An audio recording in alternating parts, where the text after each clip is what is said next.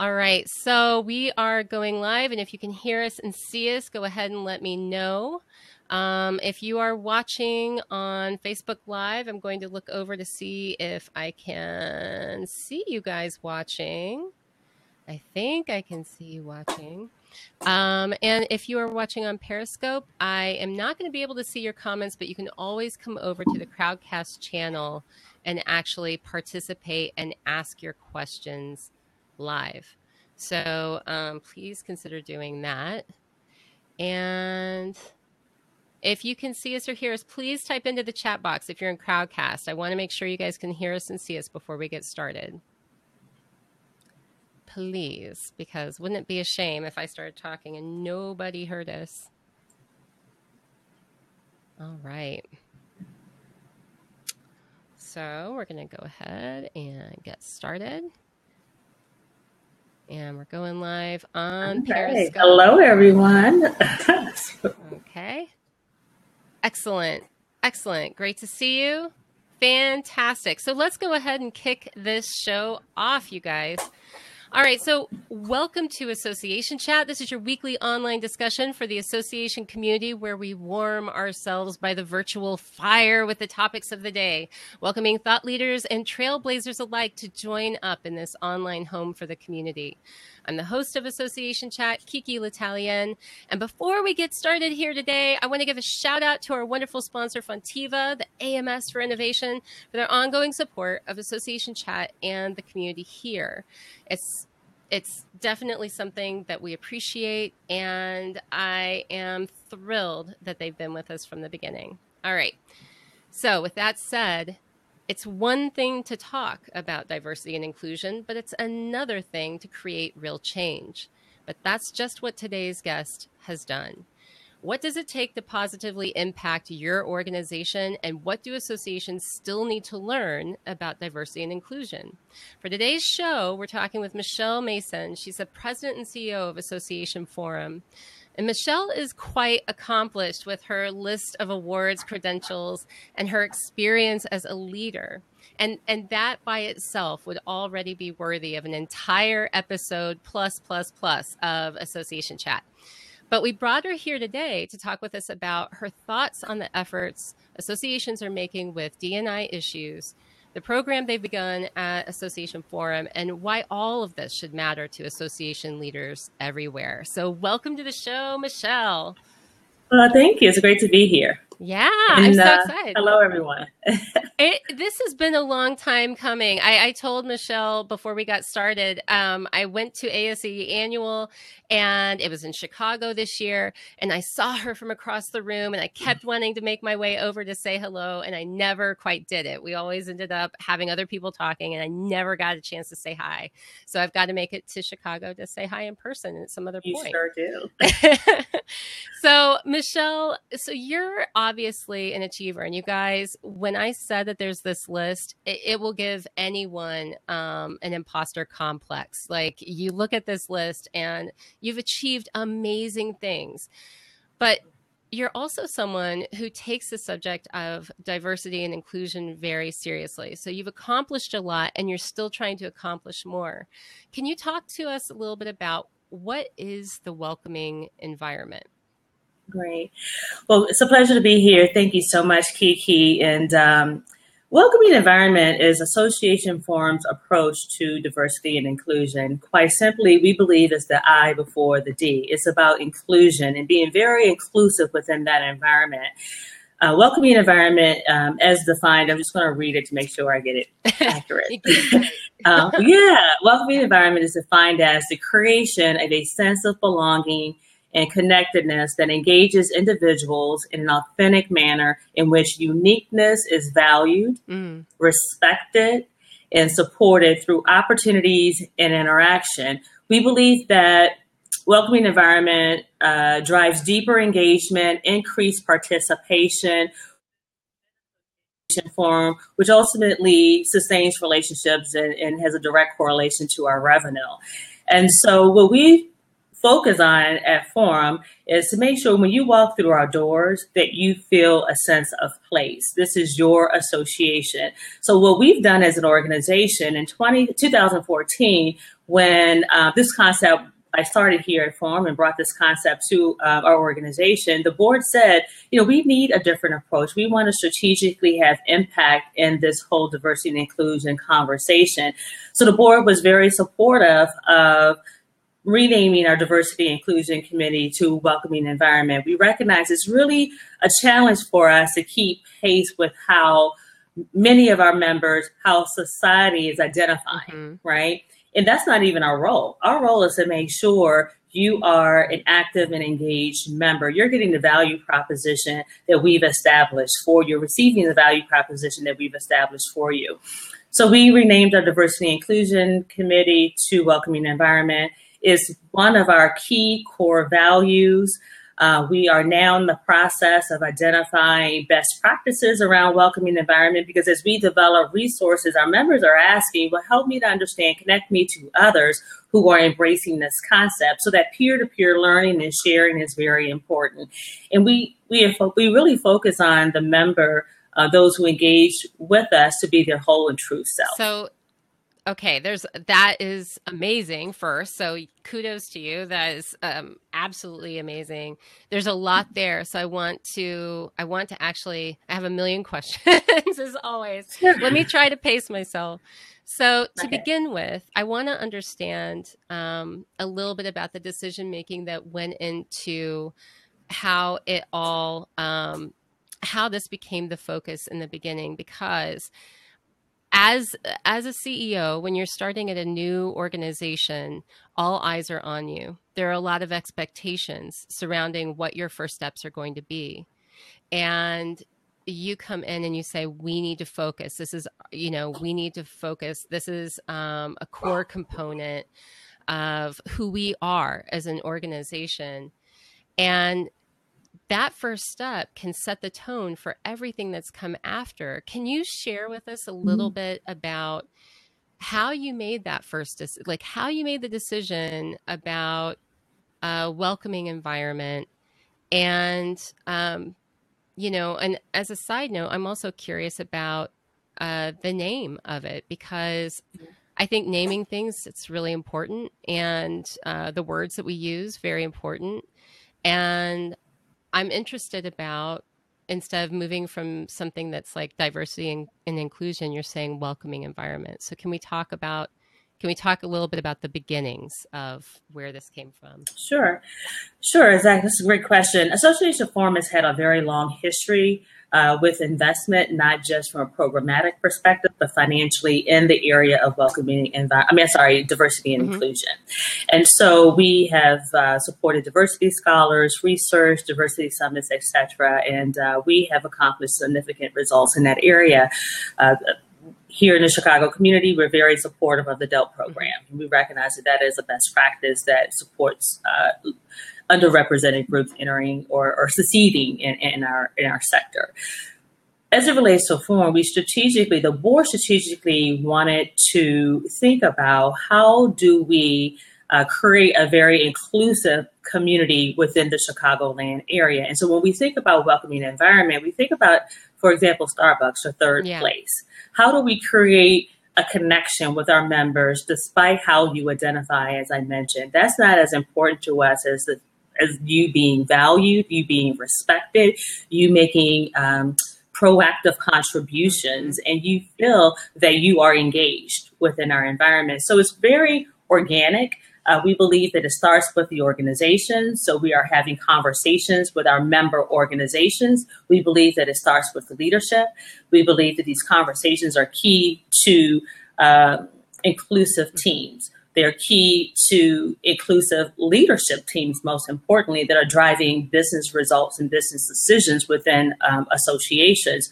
And so the board was very supportive of us making that happen. It was very supportive of us saying, okay, we really want to create the resources. We want to create the place. We want to be able to have a conversation with the organization to lead to outcomes that are suitable for our members. We know that our members' environments are very different. And so we knew that we could not approach this from a template perspective. What we also do is we invite external leaders into our community to have conversations with our members, to provide our members with different perspectives, because as I mentioned, it's not a one-size-fits-all situation. Just recently, we received the trademark for the term welcoming environment, and so we're going to be very intentional in delivering products and services to support our members. It's, you know, and there are a lot of questions. I want to encourage everyone who's on Crowdcast to use the Ask a Question tab if you haven't discovered it already. And you can add your questions and you can upvote the questions that you really want answered and that you want us to touch on first. So a little bit more about the welcoming environment. You know, you mentioned the tie-in to the bottom line. You mentioned the business case for diversity and inclusion. Can we talk a little bit about that and go into that a little bit more about your own experience there too? Sure. The business case for welcoming environment is pretty simple. It's the right thing to do. It's no longer an exception. It's an expectation.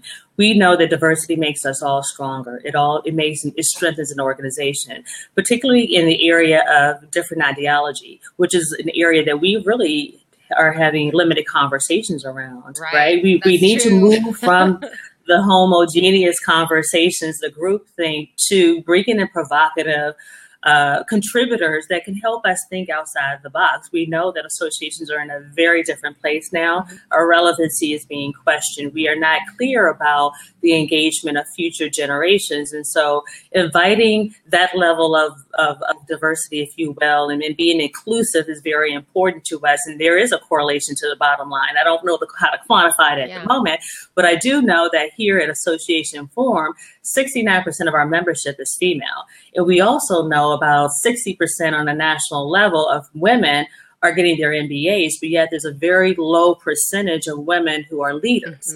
So we have a lot of work to do. So the business case is clear. We need to be supportive of underrepresented groups in order to truly deliver on our mission as associations, right? Which is a common group of people or a group of people band together for a collective purpose. I also believe or know that you do well by doing good, right? So when you invite, as I mentioned, those who are not like you, who are different than you into the conversation, it gives you a competitive advantage. Again, it strengthens you. It gives you access to new markets. So from a business case perspective, it's very important that we think about that. So those are some of the things that I think about when we look at welcoming environment. So let's talk about let's actually dive into the tough discussions, because I'm kind of in the middle of a tough discussion right now on association chat, and it's interesting because when you're trying to take in and understand other people's viewpoints, especially those when you don't necessarily agree with what they're doing or what they're saying, it's a challenge to not surround yourself by people who are just agreeing with you, with your own ideology, right? And so how have you addressed that natural impulse to, push out maybe the ideas that you don't necessarily agree with, so that you are welcoming all different perspectives to the table? Associations need to understand it's okay to be uncomfortable, because we really need to start having the critical conversations to advance our organizations. And not everyone will be supportive, but at least we're having the conversation.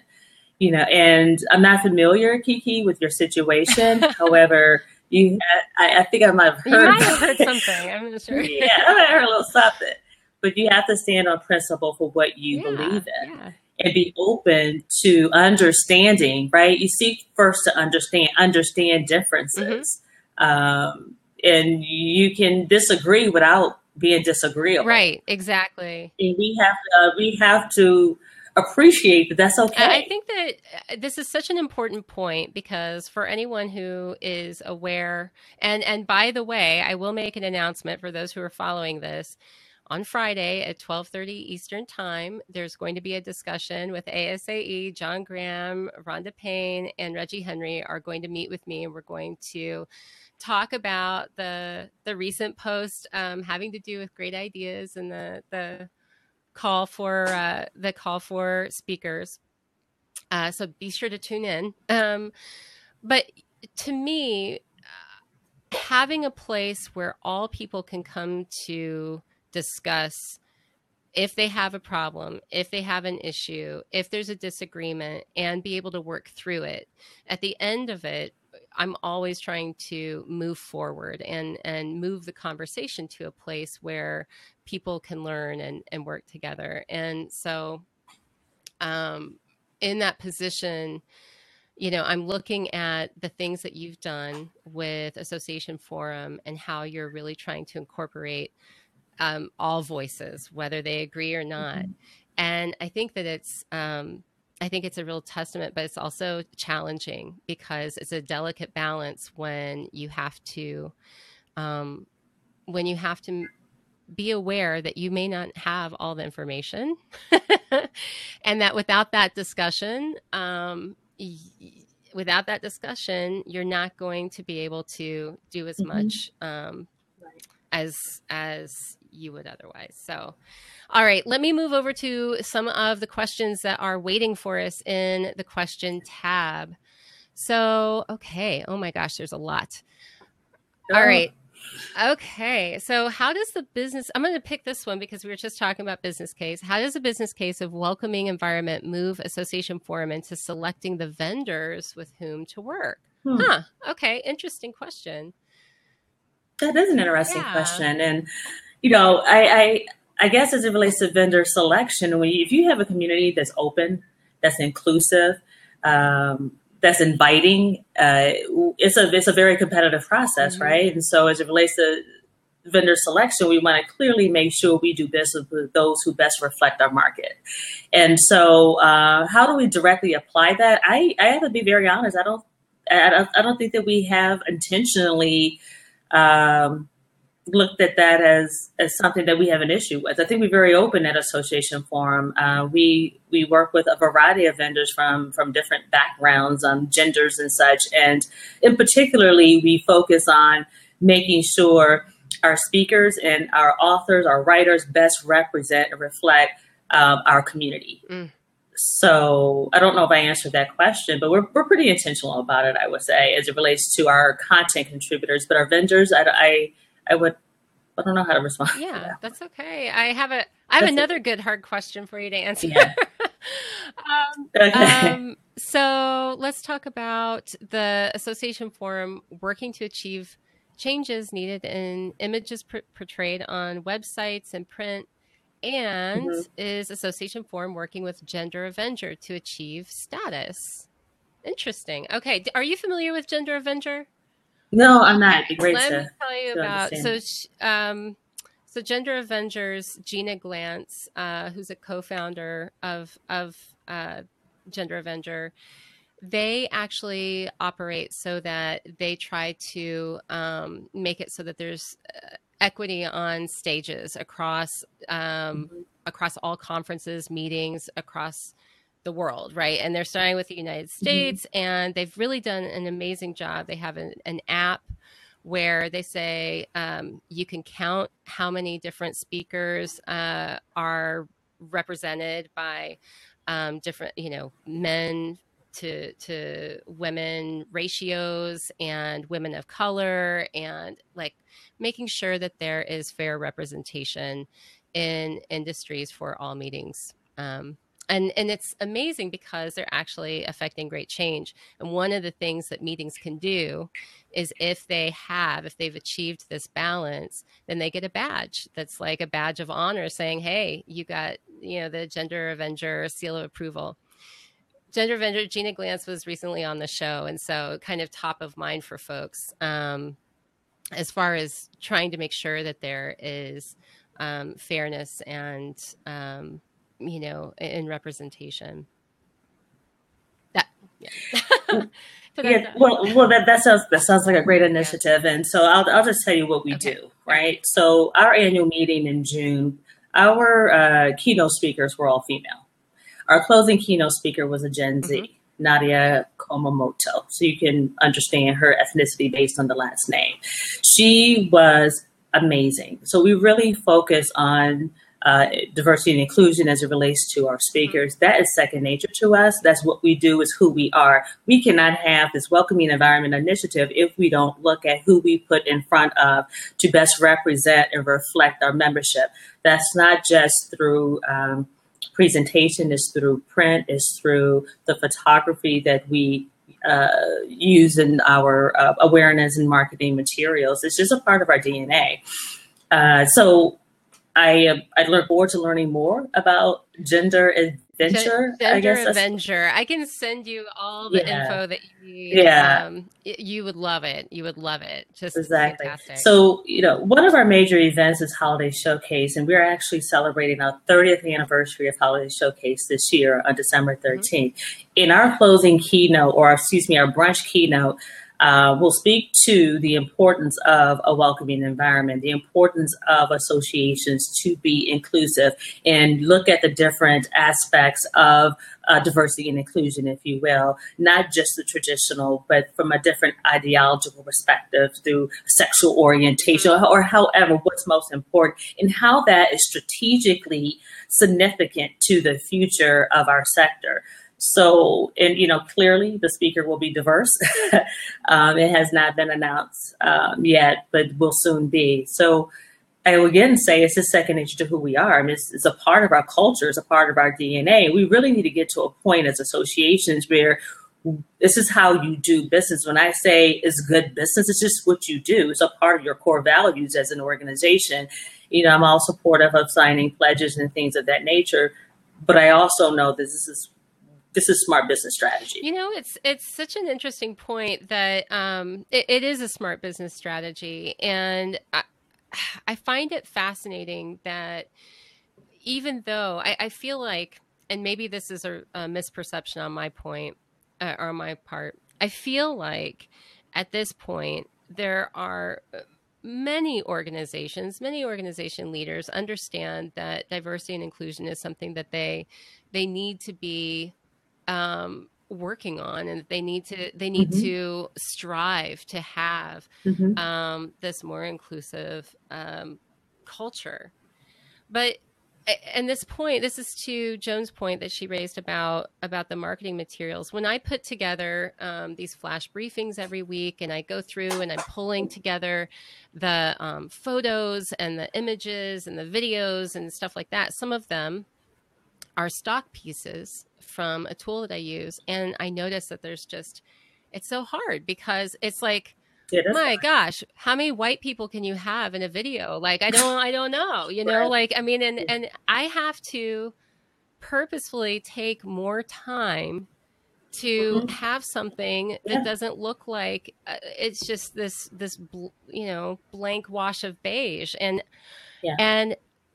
I don't, I have to say that I would have hoped that we would be further along when it comes to some of these things, because these are not tools that are being made by an 85-year-old or even a 55-year-old. Right. They're like, technology with marketing materials that are being created by very young people and still pulling this material. Yeah.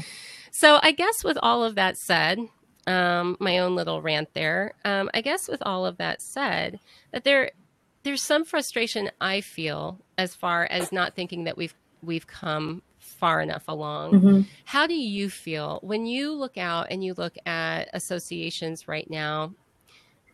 You know so many people, leaders for all kinds of different organizations in every industry, 501c6s, 501c3s, 501c everything. On a scale of like 1 to 10, if I had to really put you to it, 1 being lousy, you couldn't do worse, and 10 being the best, we're acing it, where would you put our association industry just on a gut level when it comes to diversity and inclusion? Yeah, that's a really, really good question. I would say we're a 5. I would say we're five. We're making progress. We're making individual progress. We need collective progress to really move this. I do know and feel that diversity and inclusion, welcoming environment, which works for us, and is a journey. Mm-hmm. You know, we get closer every time there's someone that has an initiative that invites someone into the community and sincerely support them. And so what I do as a leader, in addition to focusing on the business strategy and the importance of being welcoming and inclusive within the community here in Chicago, I individually support scholars. I make sure that when those scholars or individuals are seeking to advance in their careers, that I stay with them. Mm-hmm. And I have a proven track record of it. It is my responsibility to open doors for them. It is my responsibility, if they're in transition or if they're looking for new opportunities, to help them, to provide guidance to them. And, you know, I kind of look at it as this a situation as you introduce someone to someone else, and then so on and so on and so on. And that's how we are starting to make progress. But again, so that's one approach, and that's a very tactical approach, and that's my personal approach, because that is my responsibility to diversify in this community. I have an organizational response, but we need a collective response at some point. Mm-hmm. And what does that look like? I can tell you what that looks like today, but our individual efforts should make up a whole. Mm-hmm. And we should then be able to start measuring our collective success as a sector.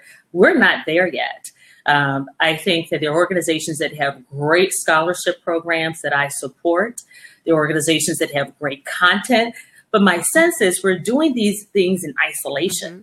So where do we come together to achieve impact so that we can have industry metrics around how we're doing as a sector? That's what I think about, right? Does that resonate? It totally does. And I'm actually surprised. I'm surprised we don't have, you know, do we not have that? That's crazy.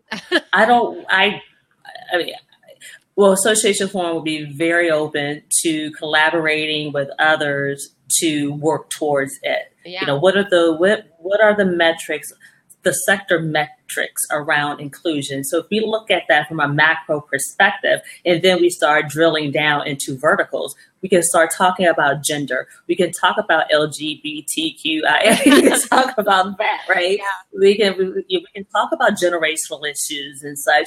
So I think there's huge opportunity. You can't manage what you can't measure, right? And so so again, I think we have a long way to go. That's why I give it a 5, because we're doing something. We are responding. Yeah. But when we look at the sector, I think there's greater opportunity there. You know, and there is this. So. And to that point, you know, with something like Gender Avenger, I like that there are tools that are helping us to give us sort of a leg up on being active in making change happen. Because sometimes, you know, we can see there, you know, and I'm bringing up Gender Avenger. I will share that information with you again later. Yeah, but, I look forward to learning more about it. On their website, they have the list of excuses, the common excuses that they get from people. Mm-hmm. We couldn't find a woman who was willing to speak on this topic, or, you know, and on and on and on. A huge long list. Mm-hmm. And examples of who sent it and what their response was. And their argument is, okay, you know what? We're going to call this out because you can do better. We can all try harder.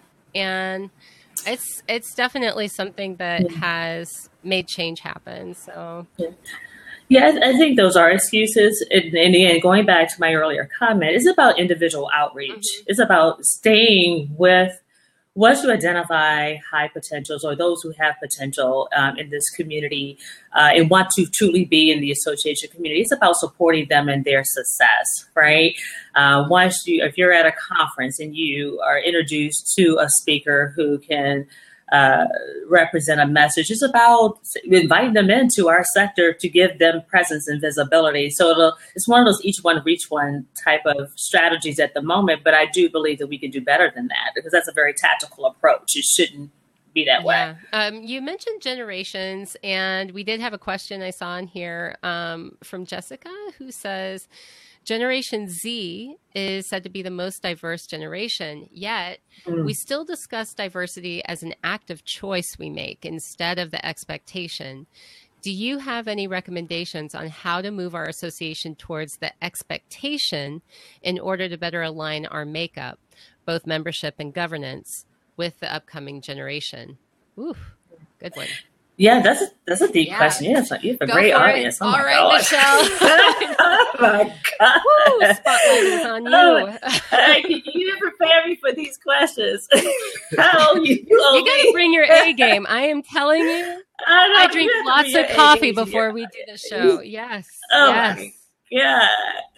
Okay, that is a great question. And, so summarize that question for me, Kiki, to make sure I can answer it in the way that she expects. Yep. So instead of it being this choice, how do we move towards it being an expectation that it's just baked in, right? That diversity is something that's a core value. Okay. And it can have that kind of impact on the membership and governance. I'm going to give you a very simple answer. It starts with leadership. Mm-hmm. It starts with the decision makers, those who make choices around access, those who make choices around visibility, those who make choices around the photography or the images in a magazine or the presenters that are on stage. It starts with leadership. It starts with those decision makers and helping them to understand the importance, the value. It is an expectation. Gen Z, I am excited about that generation because I believe it's going to be on fire and it's going to change the narrative. But we have to start engaging them now. Hence the need for us to, and the reason why we had Nadia speak at Forum Forge. I mean, she's 21 years old now, but when she was 16 years old, she started her own nonprofit organization. Wow. And when I asked her, how did you get started? She said, I asked Google. And when she said that to me, I realized, oh my God, our audience needs to hear her message. Mm-hmm. It's very important because we don't know if they're likely to join in the future or how they will access our resources. But unless we have them at the table, we will never understand it in a meaningful way. God, that's so amazing. That actually takes me down a whole other path about, our communication methods. And so I guess, how has the welcoming environment impacted the way that you communicate? So you have this as a core value within Association Forum, but has the communication, has it changed the way that you communicate programmatically or with internally with staff? I don't know. And maybe it hasn't really changed much except for keeping that in mind, but I just had to throw that out there. Yeah. Well, we, as I mentioned, it's one of our core values. It's part of our culture. This is something that we embrace. Yeah. And, we have an amazing staff team here at Association Forum. I'm excited every day to wake up to work with them. And I like that because we appreciate the value of our members. And so we hug our members. We celebrate our members. We create meaningful opportunities for our members to engage socially. We have an event that we put on quarterly called Forum After Dark. And it's just more of a social event for our members to network and get to know each other. We celebrate the success of our members. For example, just recently this year, we issued the Welcoming Environment Organizational Award. It's a new award. It was the first new award that we've issued in some years, but we realized the importance of, again, collecting best practices and acknowledging organizations that are doing it well. And so we had a reception last night to celebrate the organization CCIM on its accomplishments and its achievements through creating a welcoming culture. So it has to be authentic. Mm-hmm. It has to be organic and real in order for it to be sustainable. So you mentioned the different meetings, and there is a popular conversation that's been it's been a discussion that I've seen on different boards in different places. And actually, one of the people who sort of leads the charge asked this question, so I've got to ask it too. She says, "I got to ask, do you have an anti-harassment policy specifically for your meetings? And if so, how is it enforced?" And, that's a really good question, Cherry, because that definitely is something that's gotten a lot of attention lately. So we have an anti-harassment policy on our website. We have a zero tolerance policy on our website, and the board approved that last year. It's clear-cut answer, which is great because you don't want to have any like murky territory there. But it's fascinating that I'll tell you something. Until a lot of attention came to the Me Too movement and the Time's Up and all of this stuff, you know, and this is crazy for me to say, but it's like I just figured that things would always be that way, right? I think I'm somebody who likes to push and is hopeful, but I just assumed that I would have to teach my daughter as she gets older, and I still think I have to teach her as she gets older, how to navigate uncomfortable situations when it comes to being in areas where she might be harassed or deal with workplace harassment or areas like that. And kind of like this topic here, you know, until you realize how much you have not seen or just accepted as being the way that it is, I think until you actually see that, you can't possibly see how much still needs to be done. And so that was a big sort of unveiling for me as far as it pertains to like women.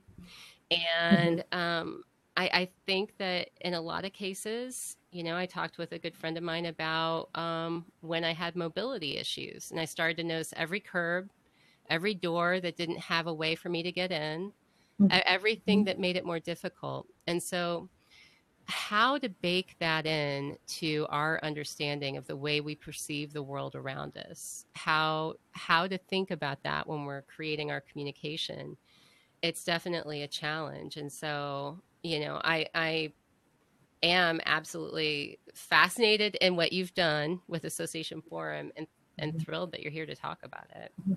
Well, it's exciting to be here. And again, I appreciate the opportunity to share with you such a, you know, some say it's an abstract topic, but it's smart business. Yeah. You know, it's just the way we do business here at Association Forum. Sorry about the phone ring. You're busy. It's headquarters. This is real world. And it's a part of our mission to make sure that we help our members create inclusive, open communities so that their members, so that their stakeholders can have a greater level of success and achievement. I mean, it's just really simple. We try not to make it complicated. You know, we treat others the way we want to be treated, right? With respect, with dignity, so that they can have the confidence to be successful as a result of their interaction with us. So can I ask you, you know, it seems like there are no easy questions in this one, except for what is the program. But like, what do you think that organizations really need to do to get real and make real change? I mean, you know, you see it around you. You've worked in many different organizations. You know, I think that they need to have the critical conversations. Going back to what we discussed earlier, these organizations need to feel uncomfortable, right?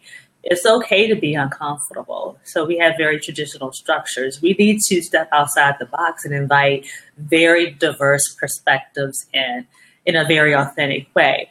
And when we do these things, we really need to focus on taking action as a result. What will change as a result of the conversation? How do you activate against it? And so as I said, it's a journey. You're not going to always be successful. You will not get 100% acceptance or participation, but you have to start somewhere.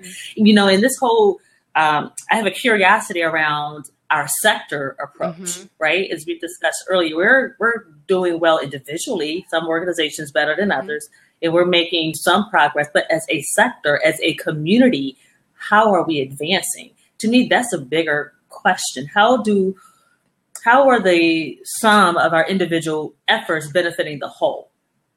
Would be a question that I think we need to start exploring in greater detail. Yeah, I agree. I mean, I think that, and it depends. It depends on, there are industries that need guidance, and yet their primary professional association or trade association is doing a fantastic job, but the whole rest of the industry there needs help. And so, they're leading by example, we hope.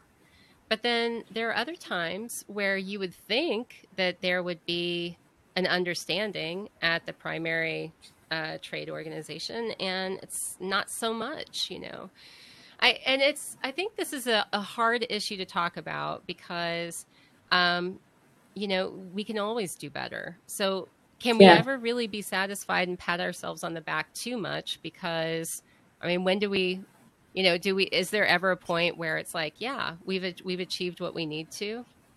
No, I don't think we'll ever achieve what we need to in the area of inclusion. We can't get we can't be too comfortable because again, it's a journey. Yeah, it's a journey. Yeah, and it takes all of us to travel together to achieve, the outcome. So it's a process. It is a process. So when you advise people on where they can go and become more, skilled in approaching how they can create a program like the one that you have created, the core principles there at Association Forum, where do you advise that they go? What do you think that they should do? What are some resources that you think help? Well, of course, Association Forum can help them. Of course. Yes. There are so many resources out there. It's just really hard to just share one, right? Where we focus, we look at McKinsey and Company that just released a study in January of this year, Delivering Through Diversity, which is a very insightful resource for us. In 2015, PricewaterhouseCoopers released some research around diversity and inclusion. So that's what we learn from the corporate sector. Then we also learn from our members, right? So we encourage our members to share their resources with us through our resource kit that's online. So we want to create an ongoing dialogue of best practices and tools and such that are important.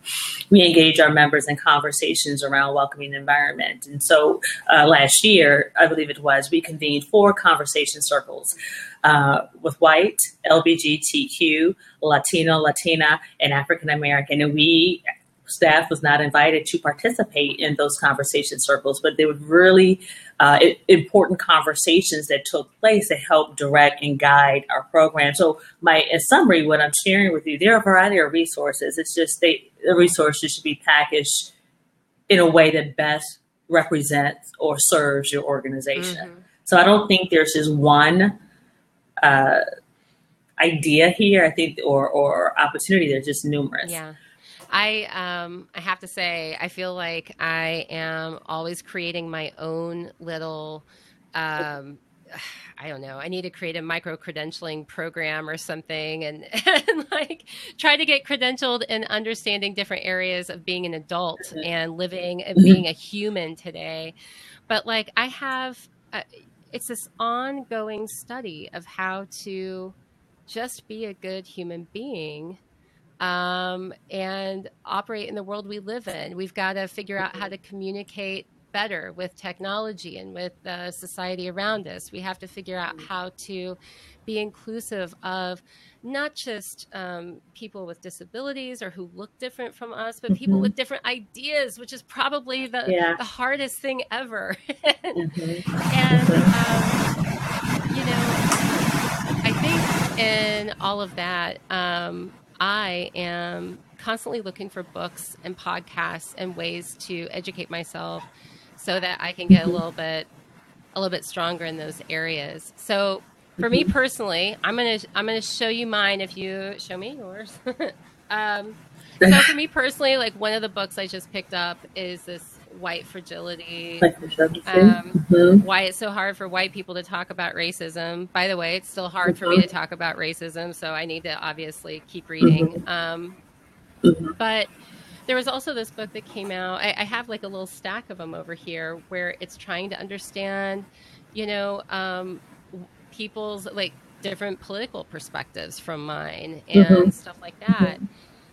What are some things that you personally have benefited from reading or taking in? I know I'm putting you on the spot. I did not. You are I really did not putting me on the spot, I did Kiki. not All tell right. Michelle I was going to ask You her wait this till I question. see you. I know. She's going to get me. She's going to get me. I might get you, girl.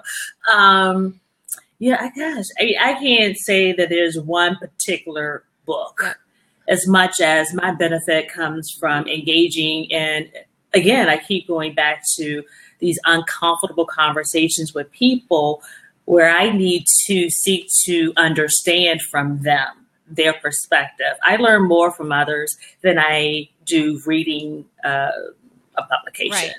You know, I want to understand deeper and make a connection, which I believe is an opportunity to kind of to transform my thinking, to help me look at something from a different perspective. And so I constantly ask the question, why? I like to make sure we have underrepresented groups actively involved and engaged in our conversations in our program. We're very intentional about that here at Association Forum.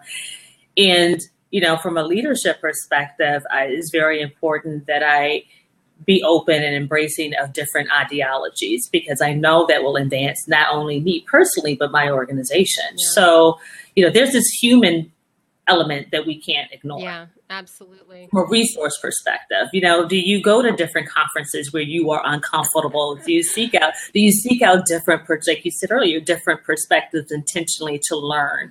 And then what do you do with that knowledge? Yeah. Right? Those are just a couple of Jessica says, Michelle, I think we owe you a drink after this. Thank you. I know, you guys, you know, I don't try to make the questions hard, but they are some hard questions. You know, let me give you a soft question now. And okay, thank you. Finally, I hear the laughter in the back. Don's like, yeah. So here's the soft question.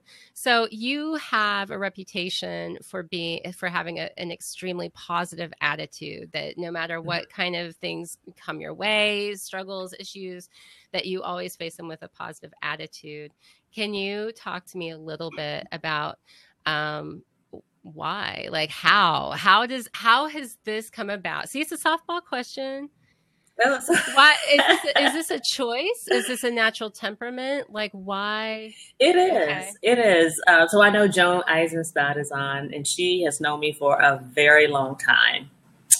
And so I just have a natural curiosity, and challenge does not. I'm not fearful of challenge, because I embrace it, because I learn, I become a better person.